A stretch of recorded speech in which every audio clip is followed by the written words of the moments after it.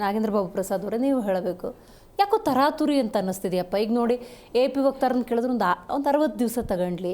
ಈಗ BJP ಅವ್ರು ಹೇಳಿದ್ರು ಕೂಡ ಅವರು ಒಂದು ಮೋರ್ ದೆನ್ 1 ತಿಂಗಳು ನೀಟಾಗಿ ಮಾಡಿದ್ರೆ ಅದಕ್ಕೆ ನಾವು ಕೂಡ ಬೆಂಬಲ ಸೂಚಿಸ್ತೀವಿ. ಈಗ ಕಾಂಗ್ರೆಸ್ನಲ್ಲೇ ಕೆಲವ್ರನ್ನ ಮಾತಾಡಿಸಿದ್ರು ಕೂಡ ಯಾಕೋ ತರಾತುರಿ ಆಯಿತು ಅಂತ ಹೇಳ್ತಾರೆ.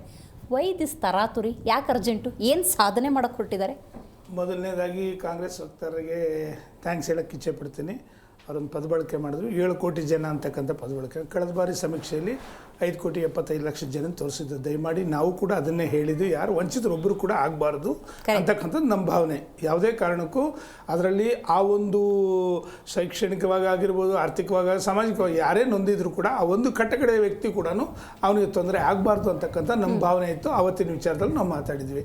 ಎರಡನೇದಾಗಿ ಅವರು ಕೆಲವು ಅಂಕಿಅಂಶಗಳು ಕೊಡುವಂಥ ಸಂದರ್ಭದಲ್ಲಿ ಕೋಟಿಗಟ್ಟಲೆ ಹೇಳ್ತಾ ಇದ್ರು. ಇವತ್ತು ನಾವು ಸಮೀಕ್ಷೆ ಮಾಡ್ತಾ ಇರ್ತಕ್ಕಂಥದ್ದೇನು, ಒಂದು ಹೊತ್ತು ತಿನ್ನೋಕ್ಕೆ ಜನಗಳಿಗೆ ನಾವು ಯಾವ ರೀತಿ ಅವಕಾಶ ಮಾಡಿ ಕಲ್ಪಿಸ್ಕೊಡ್ಬೋದು ಅಂತಕ್ಕಂಥ, ನಾವು ಮಾತಾಡ್ತಾ ಇರ್ತಕ್ಕಂಥ 100 ಕೋಟಿ ವಿಷಯ ಜನಗಳಿಗೆ ತಲುಪ್ತಾ ಇದೆಯಾ ಇವೆಲ್ಲ ಕೂಡ ಅಂತಕ್ಕಂಥದ್ದು ಯೋಚನೆ ಮಾಡಬೇಕು.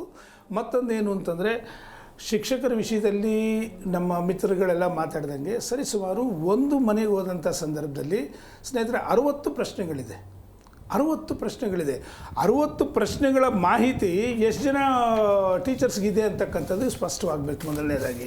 ಯಾಕೆ ಅಂತಂದರೆ ಕೆಲವು ಪ್ರಶ್ನೆಗಳಿರ್ತಕ್ಕಂಥದ್ದು, ಮೇಡಮ್ ಇಲ್ಲಿ ಕೇಳಿ, ಒಂದು ಮನೆಗೆ ಹೋಗಿ ಏನಾದರೂ ಕೆಲವು ಪ್ರಶ್ನೆಗಳು ಕೇಳಿದಂಥ ಸಂದರ್ಭದಲ್ಲಿ ಕಳೆದ ಬಾರಿ ತಮ್ಮಲ್ಲಿ ಡಿಬೇಟ್ ಮಾಡಿದಂಥ ಸಂದರ್ಭದಲ್ಲಿ ಒಂದು ವಿಚಾರವನ್ನು ಹೇಳಿದ್ದೆ.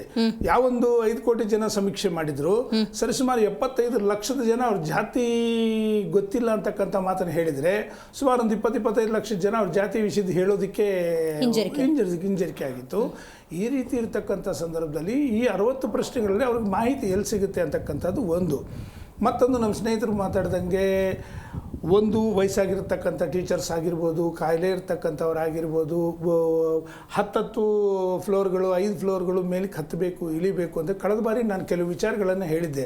ಯಾವ ಒಂದು ಸ್ಲಿಪ್ ನೀವು ಮೇಲ್ಗಡೆ ಅಂಟಿಸ್ಬಿಟ್ಟು ಬಂದಿದ್ದೀರಾ, ಇವತ್ತು ಮನೆಗೂ ಕೂಡ ಮಳೆ ಬಂದರೆ ಆ ನಂಬರ್ಗಳೆಲ್ಲ ಅಳಿಸೋಗುತ್ತೆ. ಮತ್ತೊಂದು ಏನಪ್ಪ ಇಂಪಾರ್ಟೆಂಟ್ ವಿಷಯ ಅಂತಂದರೆ, ಯಾವ ಮನೆ ನಿಮಗೆ ಒಂದು ಸತಿ ಹೋದಾಗ ಆ ಮನೇಲಿ ಇಲ್ಲ ಅಂತಂದರೆ ನೀವು ಕಡ್ಡಾಯವಾಗಿ ಆ ಮನೇನ ಹುಡುಕ್ಬಿಟ್ಟು ಮಾಡಬೇಕಾದ್ರೆ 2-3 ಸತಿ ಆದರೂ ಬರಲೇಬೇಕಾಗ್ತದೆ. ಕೆಲವು ಮಾಡಿ ಮೆಟ್ಲುಗಳದ್ದಂಥ ಸಂದರ್ಭದಲ್ಲಿ ಅವ್ರಿಗೆ ಹತ್ತಕ್ಕಾಗಲ್ಲ ಅಂತ ಹೇಳಿ ಸ್ಕೂಲ್ ಯಾವ ಸಮೀಕ್ಷೆ ಆದರೂ ಇದ್ದೇ ಇರುತ್ತೆ.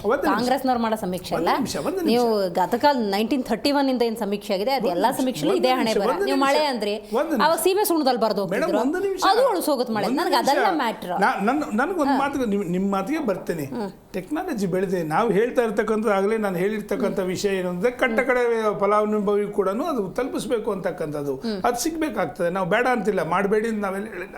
ಇನ್ನೊಂದೇನು ಅಂತಂದರೆ, ಯಾವ ಒಂದು ಇವತ್ತು ಇವರು ಇಷ್ಟು ಅಡ್ವಾನ್ಸ್ ಟೆಕ್ನಾಲಜಿ ವಿಶ್ವದಲ್ಲಿ ಅತಿ ವೇಗದಲ್ಲಿ ಸಾಫ್ಟ್ವೇರಲ್ಲಿ ನಾವು ಏನು ಬೆಳೀತಾ ಇದ್ದೀವಿ, ಇವತ್ತು ಕಂಪ್ಲೇಂಟ್ಸ್ ಏನೇನು ಬಂದಿದೆ. ಮೊದಲನೇದಾಗಿ mobile network number 1 madam, upload ಮತ್ತು ಡೌನ್ಲೋಡ್ ಸಮಸ್ಯೆ. 2ನೇದು ಆಗ್ತಾ ಇಲ್ಲ. 3ನೇದು ಅಪ್ಡೇಟ್ ಆಗದ ಆ್ಯಪ್ಗಳು ಏನು ಮೇಡಮ್ ಕ್ರ್ಯಾಶ್ ಆಗ್ತಾ ಇದೆ, ಲಾಗಿನ್ ಗೊಂದಲ, ಮತ್ತು ತೆರೆದುಕೊಳ್ಳದ ಆ್ಯಪ್ಗಳೇ ಓಪನ್ ಆಗ್ತಾ ಇಲ್ಲ. ಬಾರದ OTP, ದಯಮಾಡಿ ಇವರೆಲ್ಲ ಮಾಹಿತಿಗಳು ಕೊಟ್ಟು ಇದು ಮಾಡಿದ್ರೆ OTP ಬರ್ತಾ ಇಲ್ಲ. ಮತ್ತು ಅದಕ್ಕಿಂತನೂ ಲೊಕೇಶನ್ ಮೇಡಮ್, ಒಂದು ಸಣ್ಣ ಉದಾಹರಣೆ ಹೇಳ್ತೀನಿ. ಯಾರ್ದೋ ಒಂದು ಲೊಕೇಶನ್ ಗುರುತಿಸೋದಕ್ಕೆ ಅಂತ ಹೇಳಿ ಕೊಟ್ಟರೆ ಸೌತ್ ಆಫ್ರಿಕಾ ತೋರಿಸ್ತಾ ಇದೆ ಅಂತ ಲೊಕೇಶನ್. ದಯಮಾಡಿ ಸೌತ್ ಆಫ್ರಿಕಾ ತೋರಿಸ್ತಾ ಇದೆ. ಒಂದು ನಿಮಿಷ, ಇಲ್ಲ ನಡೆದಿರ್ತಕ್ಕಂಥ 1 ನಿಮಿಷ, ಸಾಫ್ಟ್ವೇರ್ ಕಂಪನಿ ಇದು. ನೀವು ಸರ್ 1 ನಿಮಿಷ ದಯವಿಟ್ಟು ಅಲ್ಲಿ ಯಾಕೆ ಅಂತಂದ್ರೆ ದಯಮಾಡಿ ನಡೆದಿರ್ತಕ್ಕಂಥದ್ದನ್ನ ಸರ್ 1 ನಿಮಿಷ ಆ ಥರ ಲೊಕೇಶನ್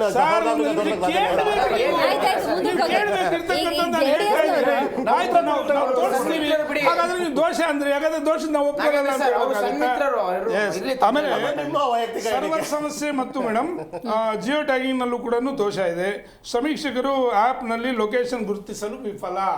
ಅರ್ಥವಾಯ್ತಾ ನಿಮಗೆ? ಸಮೀಕ್ಷೆ ನಡೆಸಬೇಕಾದ ಸ್ಥಳ ಬದಲು ಅನ್ಯ ಸ್ಥಳಗಳು ತೋರಿಸುತ್ತಿರುವ ಆ್ಯಪ್, ಸಮಸ್ಯೆ ಬಗೆಹರುವ ಬಗ್ಗೆ ಅಧಿಕಾರಿಗಳಿಂದ ಸಿಗದ ಸ್ಪಷ್ಟನೆ, ಇವೆಲ್ಲ ಕೂಡ ಸಾಕಷ್ಟು ಗೊಂದಲಗಳಲ್ಲಿ ನೀವು ತಾರಾತುರಿಯಲ್ಲಿ 7ನೇ ತಾರೀಕು ಒಳಗಡೆ ಮಾಡಬೇಕು ಅಂತಕ್ಕಂಥ. ಕೇಳಿದ ಪ್ರಶ್ನೆಗೆ ವೈದಿಸ್ ತರಾತುರಿ ಇದೆಲ್ಲ ನಾವು ಡಿಸ್ಕಸ್ ಮಾಡಿದ್ವಿ.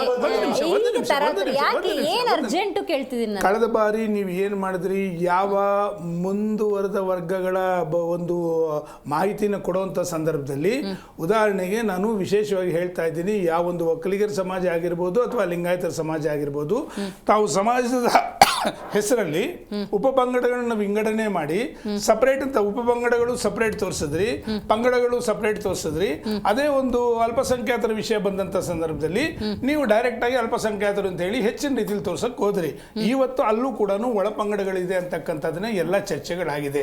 ಈ ಸಮೀಕ್ಷೆ ಆಗ್ಬೇಕಾದ್ರೆ ಎಲ್ಲರಿಗೂ ಒಂದೇ ನ್ಯಾಯ ಸಿಗ್ಬೇಕಾಗ್ತದೆ, ಒಬ್ಬೊಬ್ರಿಗೆ ಒಂದೇ ನ್ಯಾಯ ಅಂತಕ್ಕಂಥದ್ದು ಯಾವುದೇ ಕಾರಣಕ್ಕೂ ಆಗೋದಿಲ್ಲ ಮೇಡಮ್. ಮತ್ತೆ ಇಂಪಾರ್ಟೆಂಟ್ ಏನು ಅಂತಂದ್ರೆ, ಈ ಒಂದು ಸಮೀಕ್ಷೆ ಮಾಡುವಂಥ ಸಂದರ್ಭದಲ್ಲಿ ಇದು ಕೇಂದ್ರ ಸರ್ಕಾರನೇ ಮಾಡಬೇಕು, ರಾಜ್ಯ ಸರ್ಕಾರಕ್ಕೆ ನಿಜ ಹೇಳಬೇಕು ಅಂತಂದ್ರೆ ಯಾಕೆ ಮಾಡಬಾರದು? ಒಂದು ನಿಮಿಷ, ಕಾನೂನಲ್ಲಿ ಇರ್ತಕ್ಕಂಥದ್ರಲ್ಲಿ ಅಧಿಕಾರ ಇಲ್ಲ ಅಂತ ಸ್ಪಷ್ಟವಾಗಿ ಈ ರಾಜ್ಯ ಸರ್ಕಾರಗಳಿಗೆ ಏನ್ ಸಮೀಕ್ಷೆ ಒಂದು ನಿಮಿಷ, ಈ ಒಂದು ಏನೊಂದು ಸಾಮಾಜಿಕ ಮತ್ತು ಆರ್ಥಿಕ ಮತ್ತು ಏನು ಸಾಮಾಜಿಕ ಆರ್ಥಿಕ ಶೈಕ್ಷಣಿಕ ಸಮೀಕ್ಷೆ ಮಾಡಬಹುದು, ಜಾತಿ ಗಣತಿ ಮಾಡಂಗಿಲ್ಲ. ಒಂದು ನಿಮಿಷ, ನಿಮಗೆ ಸಾಮಾನ್ಯವಾಗಿ ಕಳೆದ ಬಾರಿ ಒಂದು ಪ್ರಶ್ನೆ ಏನು ಎತ್ಕೊಳ್ತಂದ್ರೆ, ಇದೇ ಸಮೀಕ್ಷೆಗಳು ನಡೆದಂತಹ ಸಂದರ್ಭದಲ್ಲಿ ಇದು ಜಾತಿ ಗಣತಿನಾ ಅಥವಾ ಸಾಮಾಜಿಕವಾಗಿ ಆರ್ಥಿಕವಾಗಿ ಶೈಕ್ಷಣಿಕವಾಗಿ ಗಣತಿ ಮಾಡ್ತಿದ್ದಾರೆ ಅಂತಕ್ಕಂಥದ್ದು ಜನಗಳಲ್ಲಿ ಗೊಂದಲ ಆಗಿತ್ತು.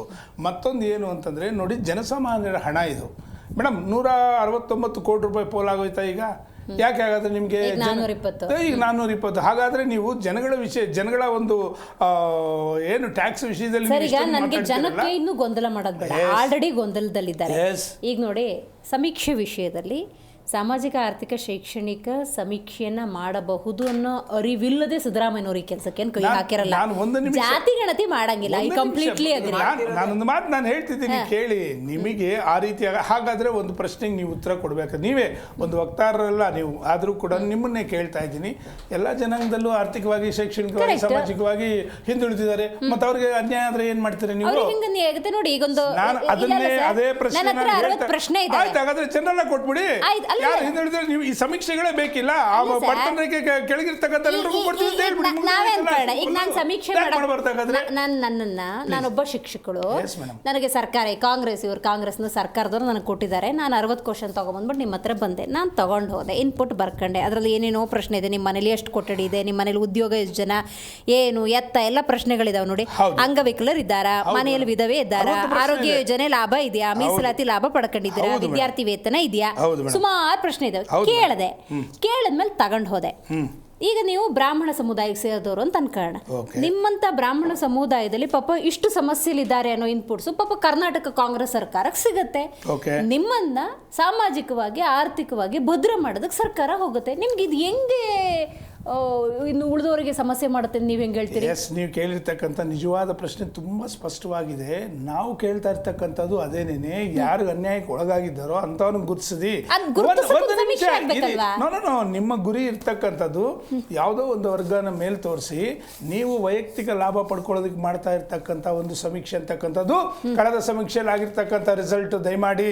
ಯಾಕೆ ಅಂತಂದ್ರೆ, ಉದಾಹರಣೆಗೆ ಒಂದು ಮಾತು ಹೇಳ್ತಿದ್ದೀನಿ. ಸನ್ಮಾನ್ಯ ಶಾಮನೂರು ಶಿವಶಂಕರಪ್ಪನವ್ರು ಹೇಳ್ತಾರೆ, 2 ಕೋಟಿಗೆ ಮೇಲ್ಪಟ್ಟು ನಾವು ಲಿಂಗಾಯತರಿದ್ದೀವಿ ಅಂತಕ್ಕಂಥ ಮಾತನ್ನು ಹೇಳ್ತಾರೆ. ಒಕ್ಕಲಿಗರು 1 ಕೋಟಿ ಇದ್ದೀವಿ ಅಂತಕ್ಕಂಥದ್ದು. ನಿಮ್ಮ ಸಮೀಕ್ಷೆಯಲ್ಲಿ ಎಷ್ಟು ಬಂತು? 77 ಲಕ್ಷ. 77 ಲಕ್ಷದಲ್ಲಿ ನೀವು ಅದರಲ್ಲೂ ಕೂಡ ಉಪಜಾತಿಗಳನ್ನು ಸೇರಿಸ್ಕೊಂಡು, ಹಾಗಾದ್ರೆ ಮಿಕ್ಕ ಉಳಿದವರೆಲ್ಲ ಎಲ್ಲೋದ್ರು? ಕೆಲವು ಪ್ರಶ್ನೆಗಳು ಬರುತ್ತೆ. ನಾವು ಹೇಳ್ತಾ ಇರ್ತಕ್ಕಂಥದ್ದು ಸರ್, ಆ ಸಮೀಕ್ಷೆನೇ ಸತ್ಯ ಆಗ್ಬಿಟ್ಟಿದ್ರೆ ಏನ್ ಮಾಡ್ತೀರಿ? ಯಾವ ಸಮೀಕ್ಷೆನ?